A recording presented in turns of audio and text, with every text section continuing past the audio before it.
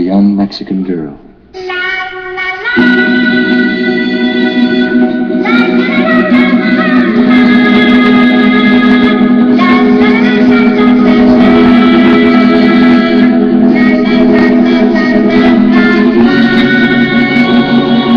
You better come home, Speedy Gonzales, away from Tannery Road. Stop on. Hi folks, this is Jay. Hope you're okay today, and we're just going to talk about a debate and how to debate atheists. I want to talk about methodology. In your debate, make sure that when you start your debate you hit the opponent's methodology quite hard. It will be quite a powerful way of dealing with your opponent. You see, everybody's got a methodology, whether you're a historian, whether you're a literary critic, whether you're a scientist, whatever. Everybody's got a methodology, and you will find that there's always some bias within that methodology. So make sure that you research your opponent, that you find out their methodology, how they approach evidence, and get some evidence on their methodology. And in your debate, hit the methodology quite hard right at the beginning, because if you can just dismantle them right at the beginning and show that actually they're not being objective in the way they're dealing with the subject, you're going to win the debate before you even begin it. Alright, so give them some real hard knocks on their methodology, but also make sure that in your debate you have solid evidence. There's nothing like good evidence. So make sure that you've got solid evidence for what you're saying, okay? And that's where I want to come to you about two types of apologetics: presuppositional apologetics and evidential apologetics. Now you might be thinking, in your debate I'm going to use presuppositional apologetics or evidential apologetics. Presuppositional apologetics is looking at the presuppositions of you and your opponents and showing that your presuppositions are more consistent with reality than your opponent's presuppositions, okay?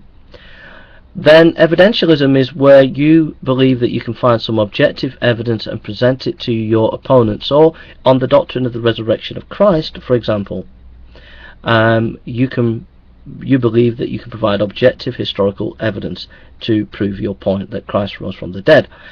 Now a presuppositional apologist will go into a debate, will go right at the beginning of the debate and challenge their opponent whether they actually know anything at all. In other words, they're going for epistemological issues.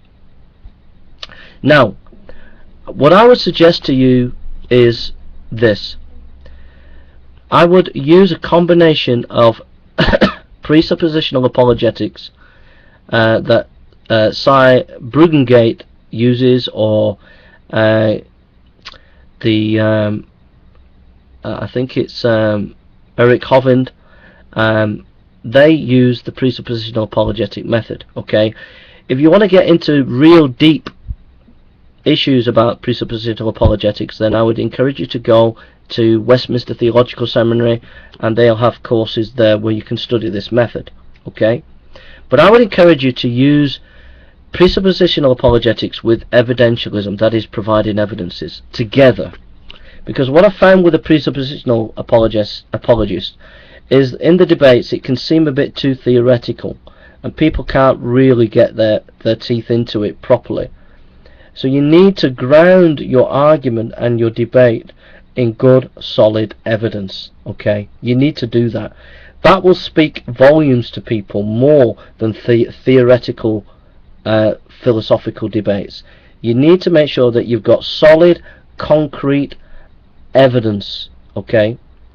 But you can always throw in some of these presuppositional arguments along the way, which will give some philosophical grounding and give your opponents difficulties in dealing with those issues, okay? But make sure that you have solid evidences. So I would encourage you to use both methods. R.C. Sproul is a Reformed theologian who uses the evidential method, and Cy,